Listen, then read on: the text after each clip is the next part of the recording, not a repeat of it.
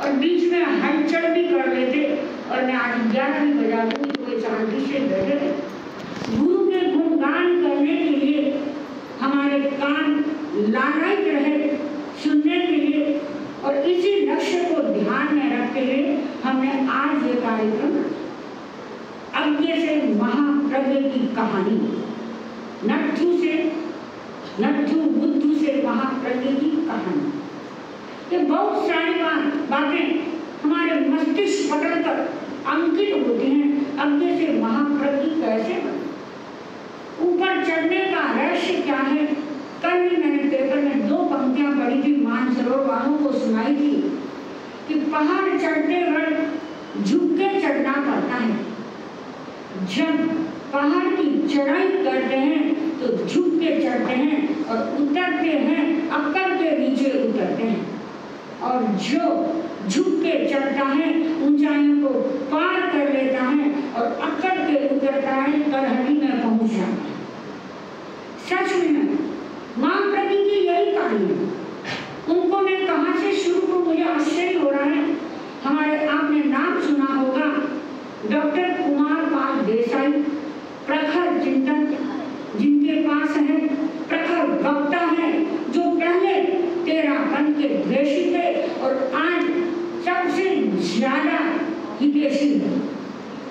वो लिखते हैं अपनी पंक्तियों में, और एक दिन भाषण में भी बहुत बड़ी पब्लिक के रूप में कहा कि जब भारत में सौंदर्य की अपेक्षा हुई तो रविंद्रनाथ टैगोर के रूप में धरती पर पैदा हुए। जब सत्य की आवश्यकता हुई भिक्षु और महात्मा गांधी के रूप में भगवान ने अवतार लिया, और क्रांति के स्वरों को बुलंद करने की आवश्यकता हुई तो भगवान ने तुलसी के रूप में अवतार लिया। और सबसे बड़ी बात कह दी, जब प्रज्ञा निधि की आवश्यकता हुई तो महाप्रज्ञ के रूप में उपस्थित हुए।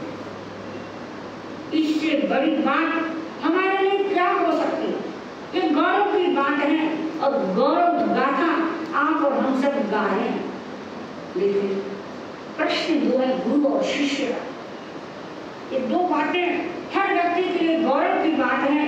कहते हैं इतिहासकार भारत का परक्षु को सुकरात पाकर गर्व होता है, और विवेकानंद को पाकर रामकृष्ण को गर्व होता है, और महाप्रज्ञ को पाकर तुलसी को गर्व होता है। शायद महाप्रज्ञ पैदा नहीं होते तो मैं ये तो नहीं कहती कि तुलसी क्रांति के स्वर बुलंद नहीं करते, और वो सोने में सुहागा करने वाले महाप्रज्ञ थे जिन्होंने तुलसी को शिखर पहुंचाया। तुलसी की यात्रा भिक्षु से लेकर यहाँ तक की यात्रा देखते हैं। तुलसी के नव चिंतन में नव चिंतन देने वाले महाप्रज्ञ थे। ऐसा कोई आयाम नहीं था कि जहाँ उनके कदम न बढ़े हो, और ऐसा कोई उत्कर्ष नहीं था जब तुलसी के साथ उन्होंने उत्कर्षता को प्राप्त नहीं किया। महाप्रज्ञ के विशेषण बहुत सारे आप जानते, इतना जानते प्रेक्षा प्रणेता प्रज्ञा के धनी हैं, आगम मनीषी हैं। लेकिन मैं दूसरे टाइटलों की ओर आपका ध्यान आकर्षित करूंगी। कहते हैं राष्ट्र कवि दिनकर ने आचार्य महाप्रज्ञ को आधुनिक विवेकानंद के रूप में घोषित किया। दिगंबर संत विद्यानंद ने जैन न्याय के राधा कृष्ण के रूप में उनको घोषित किया, और कविवर भवानी प्रसाद ने इनको दूसरे कवि के रूप में बताया, और आचार्य तुलसी ने जैन न्याय पुनरुद्धारक के रूप में अलंकरण उनको दिया।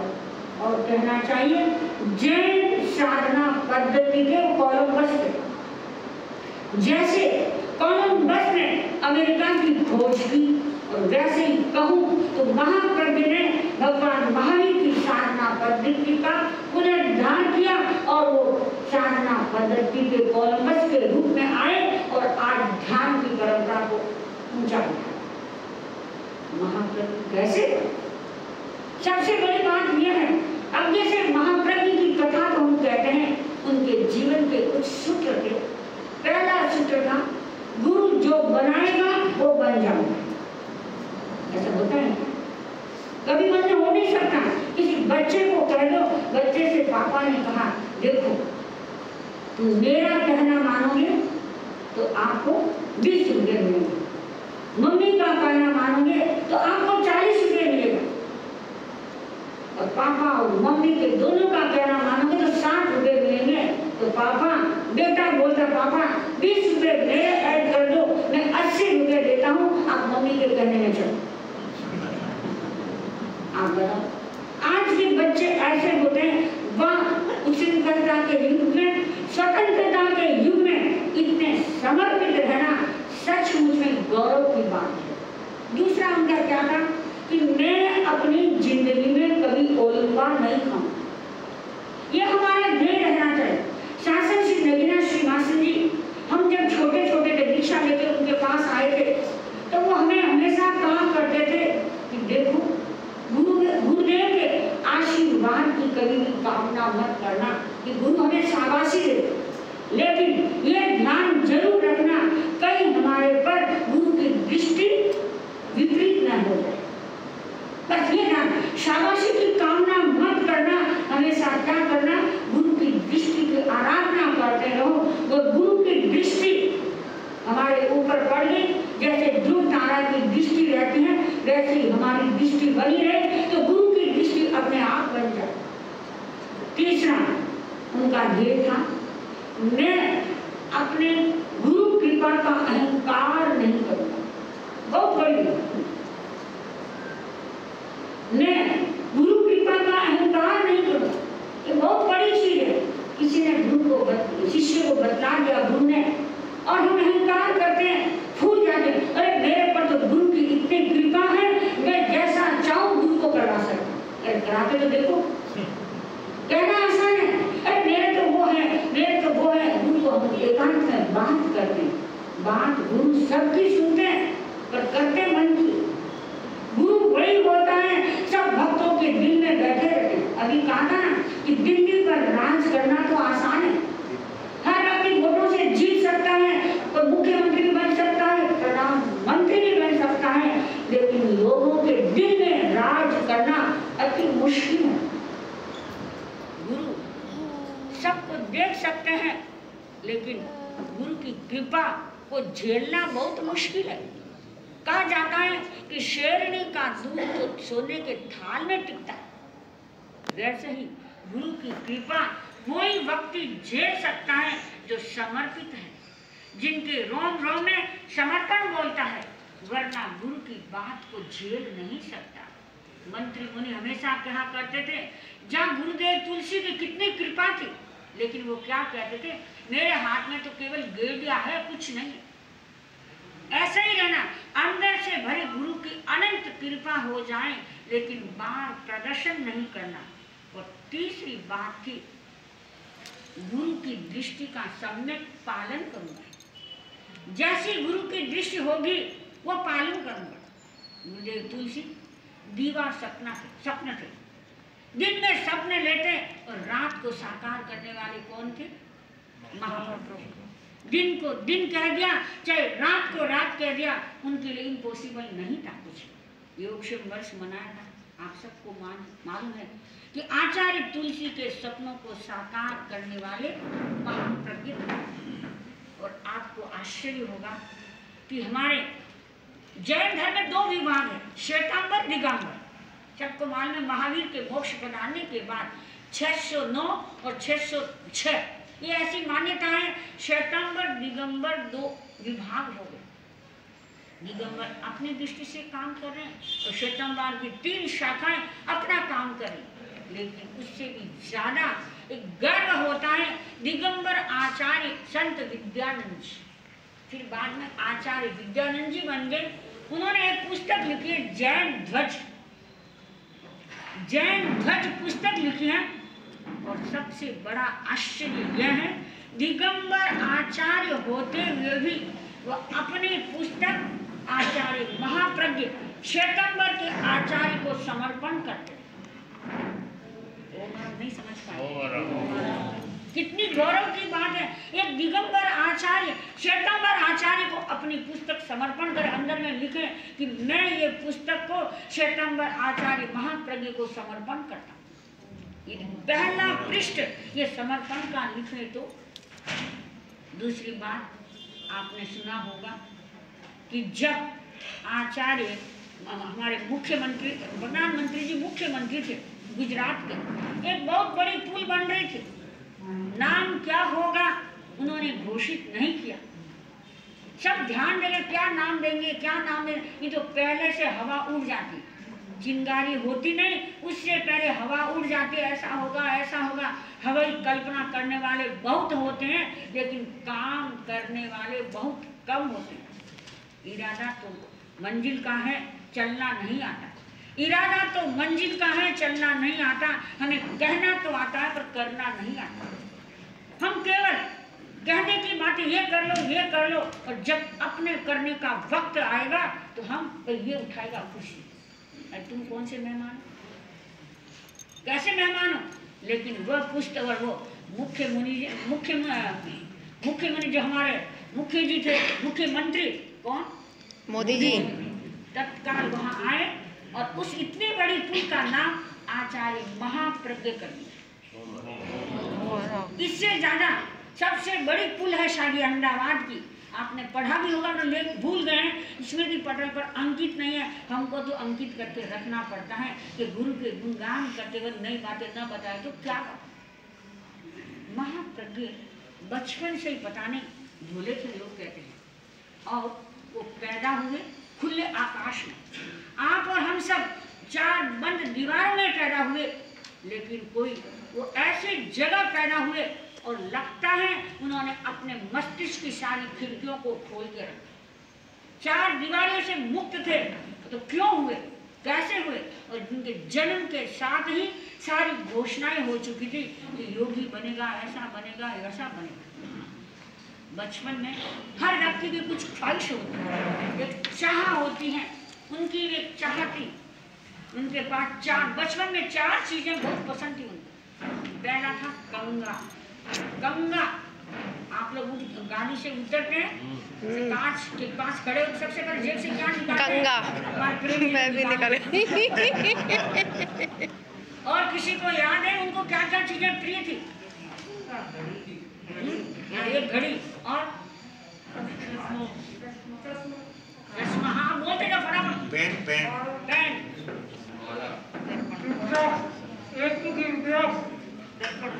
मैंने दीक्षा के बाद नहीं, योगी बनने के बाद नहीं, बचपन की कथा कहते। दर्पण।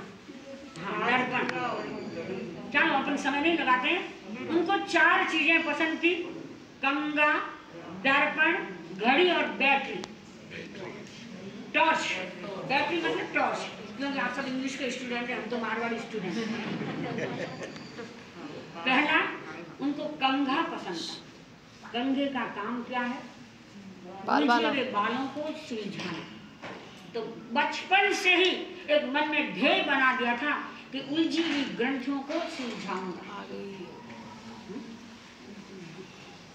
उलझी हुई गुत्थियों को सुलझाऊंगा। दूसरा था दर्पण।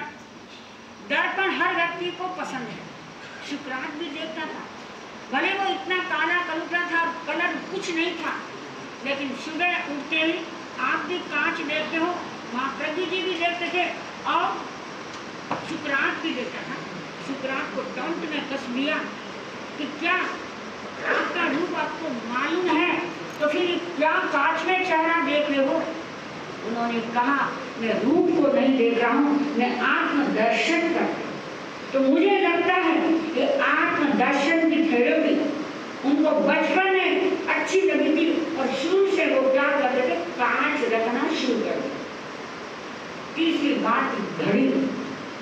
घड़ी टाइम मैनेज, आप बोलते ना वॉच योर वर्ड, आता ना आपको वॉच की स्पेलिंग आता है?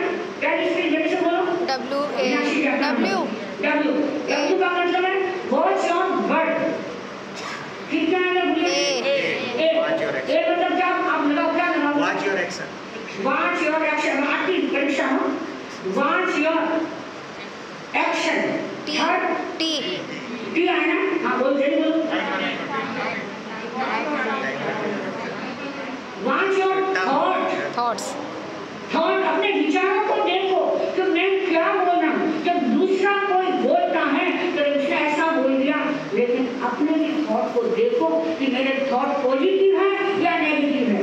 See see commitment see watch your character, अपना आचरण, अपना व्यवहार, बिहेवियर। जब तक हम अपना बिहेवियर का निरीक्षण नहीं करेंगे तो हमें क्या मालूम पड़ेगा? तो वो आगे सी और उसके H honesty habit honesty second अगर कौन बोलेगा? वॉच योर हैबिट, आदत। आदत अपनी सुधार लो, हो गया भजन। आदत अपनी सुधार लो, हो गया भजन। बस सुधार लो, बस हो गया भजन।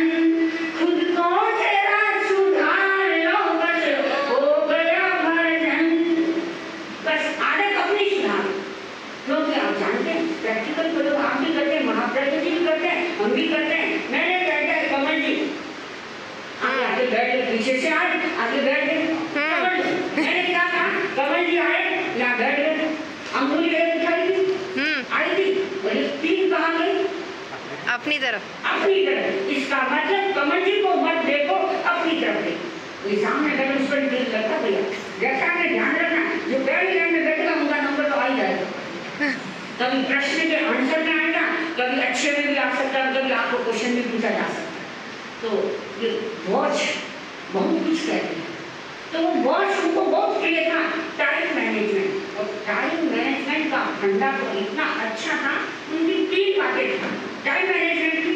प्रातःकाल अपने टाइम को 24 घंटों के टाइम को 3 भागों में बांट दिया। पहला था प्रातःकाल आनंद की साधना। आनंद की साधना 4 बजे से उठ के आत्मदर्शन करने लग जाते थे। दूसरा मेरे दूसरे क्या करते थे? विषय में आगम संपादन। आगम संपादन सच में भाइयों, ये हमारे पूरे 13 पंथ को नहीं, पूरे जैन समाज को गर्व है जो महाप्रज्ञ ने आगम का संपादन आचार्य तुलसी के नेतृत्व में वाचना प्रमुख ने जो संपादन किया है, आज तक किसी ने नहीं किया। मैं 13 पंथी उससे नहीं कह रही, लेकिन जो भी करता है सबसे पहले महाप्रज्ञ के आगम को पढ़ता है। जब रिसर्च से विद्यार्थी होते हैं तो सभी चीजों को पढ़ना पड़ता, तेरा मेरा था। जब उनके सामने महाप्रज्ञ की जब पुस्तक आगम आते हैं संपादित, तो उसके आगे उसको कुछ पढ़ने की जरूरत नहीं है। और उसके अंदर सब कुछ दार्शनिक हो, वैज्ञानिक हो, एस्ट्रोलॉजिक हो, जो भी ज्ञान चाहिए मन संपादन हो, कुछ जाते। शायद आपको याद होगा जब आचार्य तुलसी के समय में विद्युत सचिव और अचित ये चर्चा बहुत चली।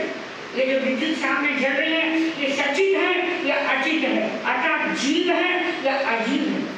एक तरफ 13 पंथ समाज, महाप्रज्ञ की प्रतिभा, और एक तरफ संपूर्ण जैन समाज। थोड़ा विरोध तो होना ही, और जो जीवंत होता है उसका विरोध होता है, मुद्दे को कोई नहीं छेड़ता। कब्र में जाकर सो गया, उसका कोई हाथ पैर कोई नहीं काटा, वो शांति से सोता है। और जो दुनिया में समाज में काम करता है तो उसका हाथ वक्त तो खींचना ही पड़ेगा। नहीं खींचेंगे तो चलेंगे कैसे? चलेंगे कैसे? जो चलते हैं उनकी काम करो तो और आगे बढ़ना, नहीं मुझे और आगे बढ़ना, ऐसा काम करना। तो क्या हुआ कि जब चलते व्यक्ति क्या करेगा, बोलो क्या करेगा? जिनको आगे बढ़ना है वो पुस्तक उनकी हो रही थी, तो लोगों ने बहुत विरोध में पुस्तकें छापी, लेकिन छापी बहुत अच्छा किया।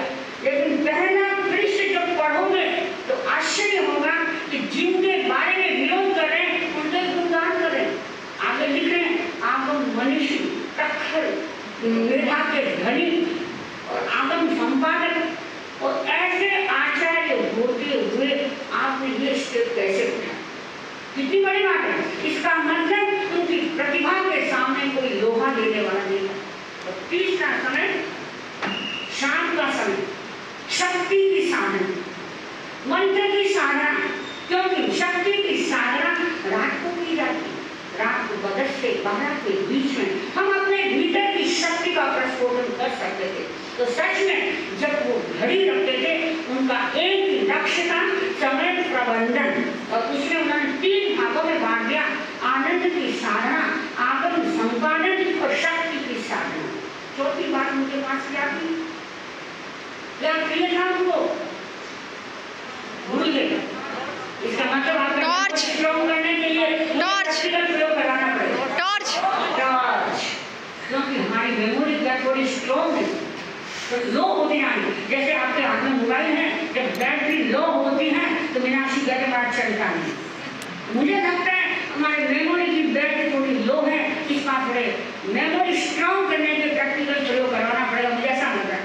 वो किस लिए रखते थे?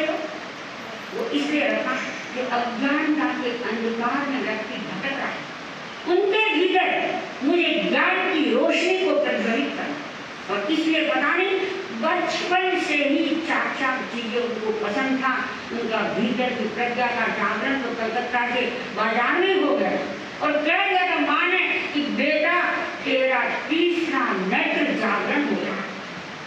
वो कहते हैं कि महाप्रकृति कुंडली का जागरण हो गया था। किसी को मालूम है हुआ था क्या? प्रूफ है आपके पास? लेकिन एक प्रूफ मैं बता दूं। हमारे शासन श्री मेघनाथ श्री पद्मावती जी का जब चाकरी चल रही थी लाडू की, और हमारे साथी श्री सुजनाथ जी मास्टर जी थे, तो उनका संधारा चल रहा था 77 दिन का। हम सब साथ में बैठी हुई थी। एक भाई लाडू से दिल्ली गया, आचार्य दिल्ली विराजमान रहे थे, और उन्होंने कहा महाराज संधारा क्या गजब का चल रहा है, साथियों क्या अपने अहोभाव से सेवा कर रही है, सचमुच में तेरा धर्म संघ का शील दर्शनीय है। उन्होंने कहा मैं स्वयं से देख रहा हूं। उन्होंने क्या कहा?